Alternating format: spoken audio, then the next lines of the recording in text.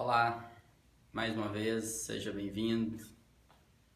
Quero agora, junto com você, iniciar a leitura da segunda carta de Paulo aos Tessalonicenses, cartinha que ele escreveu também lá de Corinto, na sequência, por volta do ano 52. Ela acontece porque a primeira carta foi e Timóteo e Silas retornam de lá de Tessalônica, trazendo notícia dos irmãos. E então Paulo se vê assim, obrigado, entre aspas, a escrever novamente, ainda corrigindo alguns detalhes com respeito à volta de Jesus, algumas indagações em função das perseguições que eles estavam sofrendo. E por eles estarem sofrendo perseguições, eles achavam que a volta de Jesus era iminente, era naqueles dias.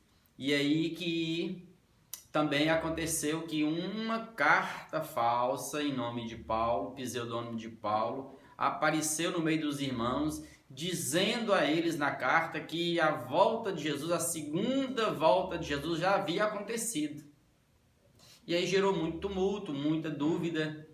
Então Paulo se vê novamente aqui escrevendo de Corinto mais uma carta aos Tessalonicenses. E é uma carta boa de se ler, porque ensina-nos muito sobre esses dias que nós estamos vivendo, que antecede a volta de Jesus. Ele vai falar justamente disso, vai falar do mistério da iniquidade, esse homem da iniquidade, o filho da perdição.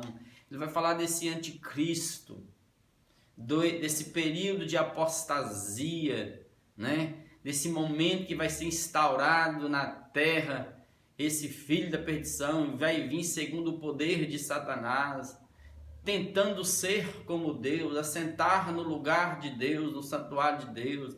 Então assim, é uma carta muito importante e eu quero te convidar para abrir o coração, a mente, para a gente aprender bastante neste processo.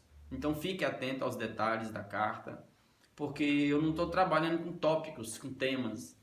Eu estou trabalhando na leitura do Novo Testamento, todinho. E você observe que cada vídeo é carregado de aplicações, de conhecimento, de informação. Então, geralmente o título do vídeo não revela tudo que tem dentro do vídeo de conteúdo de informação. Então vamos iniciar aqui nesse instante. Abra sua Bíblia aí. Convide sua família, se tiver filho, esposa, esposo, se tiver parente perto, amigo, por favor, chame as pessoas para lerem a Bíblia nesses dias. Reúna os seus. Reúna sua casa aí, ó, nessa quarentena, se estiverem com você, e leiam a palavra de Deus em nome de Jesus. Vamos lá. Paulo, Silvano, que é Silas, uma variação de Silas, e Timóteo, a igreja dos Tessalonicenses, em Deus, nosso Pai, e no Senhor Jesus Cristo. Então ele está escrevendo essa carta. Você vai observar que Paulo sempre usa as cartas dele na primeira pessoa do plural. É uma modéstia. Ele usa essa linguagem literária para revelar a modéstia dele, a simplicidade dele. Eu sei que ele está escrevendo, mas ele tinha companheiros. Então ele fala desse tipo: eu, Timóteo, Silvano, em nome de Deus, o nosso Pai, em nome de Jesus Cristo, que é o nosso Senhor, nós estamos escrevendo a vocês. E verso 2, ó, graça e paz a vós outros. Essa graça e paz nós já sabemos. Graça é essa graça misteriosa, enigmática, maravilhosa, fantástica, que nos alcançou em Cristo Jesus e nos libertou dos porões da religião, da pulsão da lei, do pecado, da morte, né? É essa graça que nos faz amorosos, que nos faz gente boa de Deus, e paz. Essa paz que é em nós em relação a Deus, mas é paz também uns com os outros, né? A vós outros, da parte de Deus Pai e do Senhor Jesus Cristo. Isso é a introdução da carta. Aí vamos para a continuidade. Irmãos, verso 3, cumpre-nos dar sempre graças a Deus no tocante a vós outros, como é justo, pois a fé, novamente, a fé cresce sobremaneira aí no meio de vocês. E como é que a fé cresce? Ou seja, ela estava sendo praticada, ela estava operando, como ele diz na primeira carta, era uma fé que operava, que era uma fé eficiente, né? E o vosso mútuo amor também cresce de uns para com os outros, ou seja, vai aumentando. Verso 4, a tal ponto que nós mesmos nos gloriamos de vós nas igrejas de Deus, à vista da vossa constância e fé em todas as vossas perseguições e nas tribulações que suportais, sinal evidente do reto juízo de Deus, grave essa palavra, vamos falar sobre ele, para que sejais considerados dignos do reino de Deus, pelo qual, com efeito, estáis sofrendo. Se de fato é justo para com Deus, que ele, Deus, dê em paga tribulação aos que vos atribulam, e a vós outros que sois atribulados, perseguidos, alívio juntamente conosco, quando do céu se manifestar o Senhor Jesus, com os anjos do seu poder, em chama de fogo, tomando vingança contra os que não conhecem a Deus e contra os que não obedecem ao Evangelho de nosso Senhor Jesus. Então Paulo está agradecendo a Deus por eles, agradecendo a Deus por aquela igreja que nasceu ali em Tessalônica, que ele mesmo plantou essa igreja, e uma igreja cuja fé crescia, operava maravilhas, o amor aumentava uns com os outros, mesmo em meio às tribulações. E Paulo está falando assim, ó, esse crescimento de vocês em fé, em amor, em esperança da glória de Deus, ante as tribulações, perseverando sempre, é um sinal evidente. É um sinal evidente de que a vida não acaba na sepultura. E aí nós podemos pegar os filósofos, os nihilistas, os existencialistas, os ateus. Eu sei que a maioria não crê, outros acham que é balela esse negócio de não, nós seremos julgados depois. Não é balela, amados. Não ache nós que vamos passar pela existência e não vamos prestar conta. Se não, como diz o outro, né? Vamos nos entregar. Porque não existe padrão moral, padrão ético que me impeça de fazer o mal, já que de fato nós não temos que prestar conta de nada. Então vocês vão ver em todas as páginas do Novo Testamento que isso está implícito e está escancarado. Implícito e explícito. É sinal. Então isso é um sinal evidente. Esse fato de vocês serem perseguidos, mesmo amando, crescendo em fé, então é sinal evidente que Deus vai vir e vai dar alívio a vocês. Vai dizer a vocês que perseveraram até o fim, vinde benditos de meu Pai. E a todos esses que estão atribulando vocês, perseguindo, rejeitando o Evangelho, desobedecendo a Jesus. E ele não está falando aqui de um povo que nunca ouviu falar de Jesus, não. Ele está falando de gente que teve a informação de Deus, que teve a informação de Jesus, que estava ali no processo e que resolveu negar. Esses todos pagarão, sofrerão punição quando Jesus vier. Aí ele volta de novo, vai dizer, Jesus voltará. Então ele já está logo mostrando que Jesus não veio, como eles estavam enganados. Quando Jesus se manifestar dos céus. E quando Jesus se manifestar dos céus, o mundo inteiro saberá, todo olho o verá. Ele vai vir como um relâmpago brilha do oriente ao ocidente. Vai vir com os anjos, com os irmãos nossos que já morreram e vão vir ressuscitados já. E nós que estivermos vivos vamos ser arrebatados, abduzidos e vamos encontrar com ele nos ares. Pronto, acabou. Finda tudo aí. A volta de Jesus é uma só. Então, Paulo não está aqui também nesse instante determinando marcos de quando ocorrerá a vinda do anticristo, de quando vai ser arrebatamento. Não. Você está percebendo de antemão que a volta de Jesus, arrebatamento, ressurreição, é tudo simultâneo conforme você vai lendo as entrelinhas, sem muita teologia. Que se a gente for ficar aqui parando para explicar detalhe por detalhe dessas divisões cronológicas que os teólogos fazem, aí haja vídeo para poder escrever e discutir tudo isso. Mas você percebe que não. Jesus simplesmente virá com seu poder, chamas de fogo, chama de fogo, nesse fogo comum nosso aqui não, é que ele vai vir em glória, cheio de brilho, de resplendor, o Cristo glorificado vai vir aqui, ó, dessa forma. Então essas pessoas que negaram, que cuspiram na cruz, que rejeitaram o amor, que rejeitaram tudo, esses sofrerão eterna destruição. E a palavra eterna é porque já não vai estar no não tempo. A gente pensa que a eternidade é uma coisa assim que começa e não tem fim, é um tempo que não tem fim. Não, é o não tempo.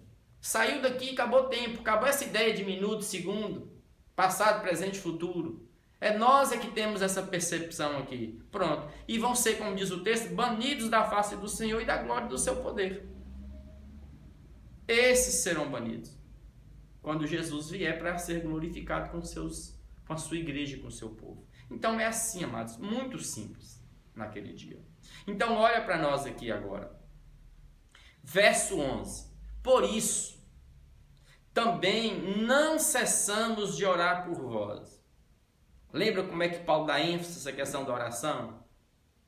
Lembra da carta anterior? Orai sem cessar, orai por nós, orar uns pelos outros. Isso é notório. E isso é fato. E oração não é coisa de só menos, não. Como a igreja de hoje está ficando. Tá? Usa a oração só como uma forma de obter alguma coisa de Deus, um poder, um dom, uma cura, um milagre, uma casa. Não! A oração aqui, observe que é uma comunhão íntima com Deus em função de nós estarmos agora ressuscitados dos mortos. Nosso espírito volta a comunicar com Deus. Em transcendência aqui com Deus. Ó, fé.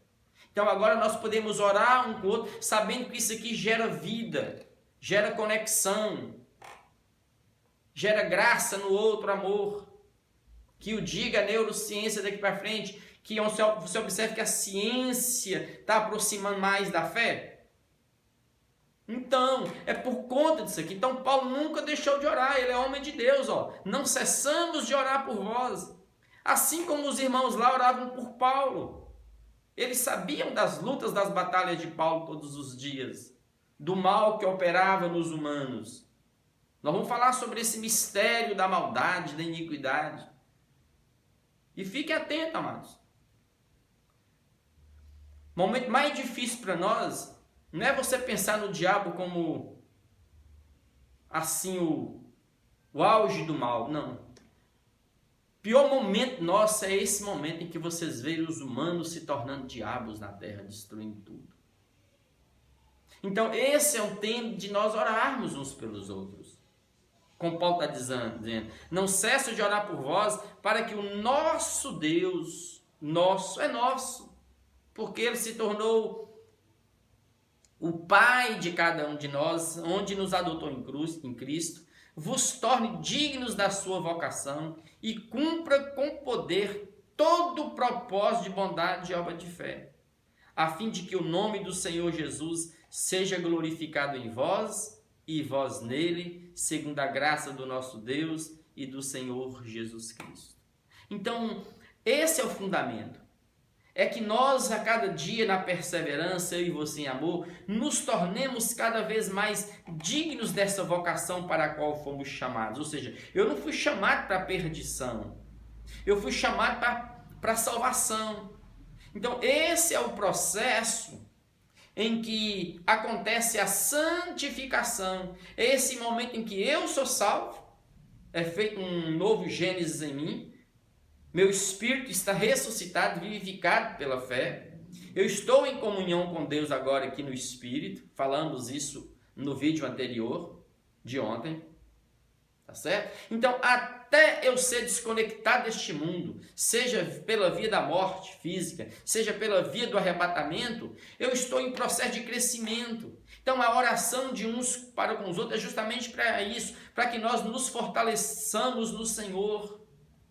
Firmemos cada vez mais no Evangelho para que ninguém nos engane, porque vai ser tanto anticristo, tanta gente boba falando tanta besteira contra Cristo, contra o Evangelho, contra tudo que se chama Deus, que você vai ficar de boca aberta. Então você não para dar ouvidos a tanto site de ateus, de gente que não crê, de gente que só quer diminuir a fé dos outros, não. Siga seu processo de perseverança, de santificação em Cristo Jesus, pela fé, operando, como diz o texto aqui, para com poder em todo o propósito de bondade e obra de fé. Ou seja, é obra fruto dessa fé que gera amor uns com os outros. Não pode ser algo meritório, religioso, não. A pessoa que é muito religiosa esconde muita maldade, muita hipocrisia. Observe que a religião ela tem esse poder de sentar na mesa com Jesus, cear com ele, depois sair para traí-lo.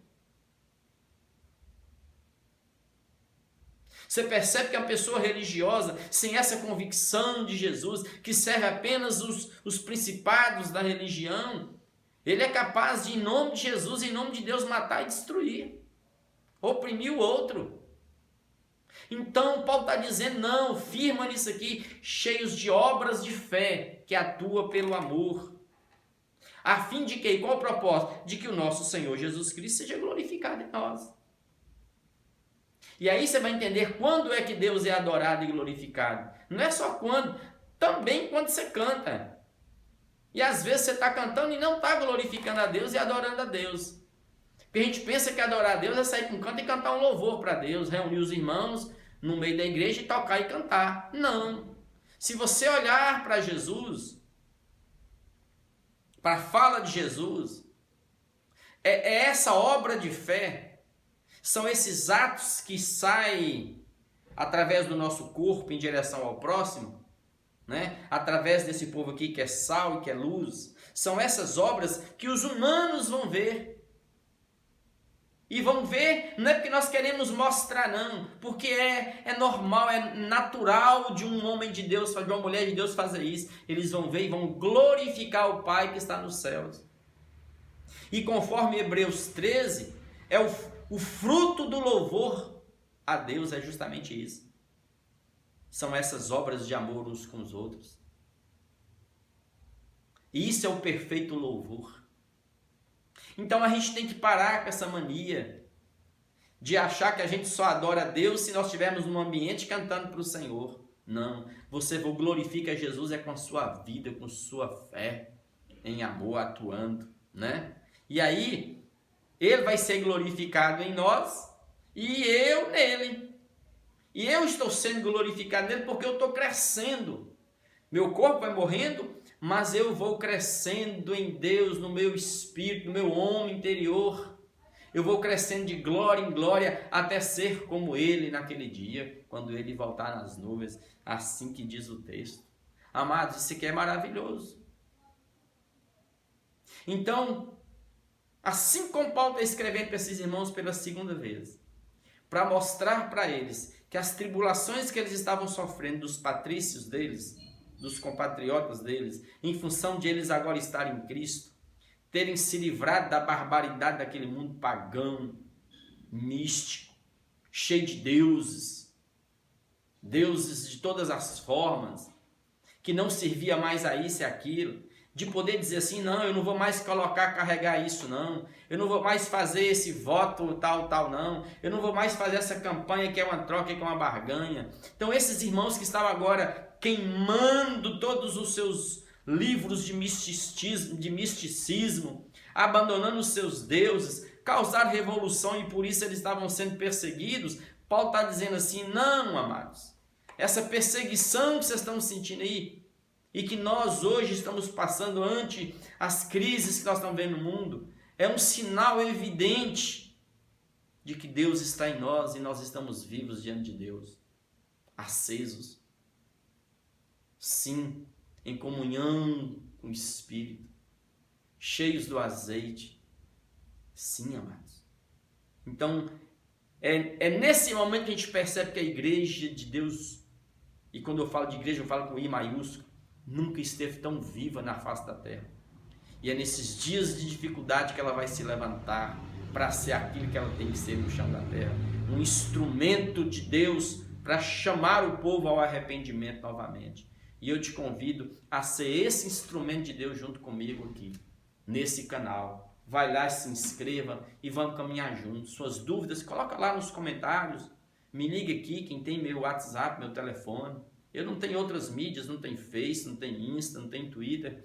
Mas pelo Zap, pelo telefone, dá para a gente conversar bastante. Eu quero agora convidar você para a gente orar nesse instante. E saber mais uma vez que Jesus virá. Então não desanime e não pare no processo. Mude sua história, mude sua vida em nome de Jesus. Volte para o Senhor. Pai, obrigado, Pai, por esse texto lido, pela carta de Paulo aos Tessalonicenses, a segunda iniciada aqui agora. Obrigado, Pai, pela vida desses irmãos que num passado distante se entregaram a essa obra e escreveram essas palavras de vida vindas da parte do Senhor. E nós te pedimos nesses dias sabedoria e graça para tirar daqui todo o conhecimento necessário, toda a sabedoria necessária para aplicarmos no nosso cotidiano, na nossa existência. Para que a nossa existência não seja um existir para a morte, mas seja viver de fato. Viver sabendo que nós somos vida no Senhor. Abençoe cada irmão que está lendo a tua palavra agora. Abençoe cada família que está aqui conosco. Abençoe a terra nesse instante. Abençoe os líderes da terra. Levanta o teu povo aqui e ali, em todos os cantos. Guarda as nossas autoridades. Guarda os nossos lares. Guarda os nossos filhos. E nesse instante, Pai, ajuda-nos a perseverarmos no meio da crise que estamos vivendo, no meio da dor. E repreenda, Pai, toda acusação, toda palavra de morte, toda voz estranha, maligna, vindo do perverso, contra o teu povo, contra os teus filhinhos nesse instante, que tu repreendas, Pai. E que o Senhor levante e suscite em nós, Pai, os dons do Senhor. Que cada um agora, Pai, se levante com determinação, com intrepidez e com ousadia. E mais uma vez eu te peço por aqueles, Pai, que estão tendo crises de ansiedade, onde o pânico está crescendo e exacerbando. Sim, Pai, o corpo dá sinais. Não deixe esses irmãos e irmãs irem por quarto e fechar a porta e se trancarem, não. Levanta-os para ver o brilho do sol, para experimentar a vida e viver, Pai. Levante-os com vontade de viver e não de morrer, Pai. Abençoe o teu povo nesse instante. É assim que nós oramos gratos e repreendemos, Pai. Sim, Pai. Na autoridade que o Senhor nos deu, no poder do nome de Jesus, toda obra maligna levantada e colocada em nosso caminho contra os teus filhos, nossas casas, em nome de Jesus, para a glória de Jesus. Amém, amém e amém.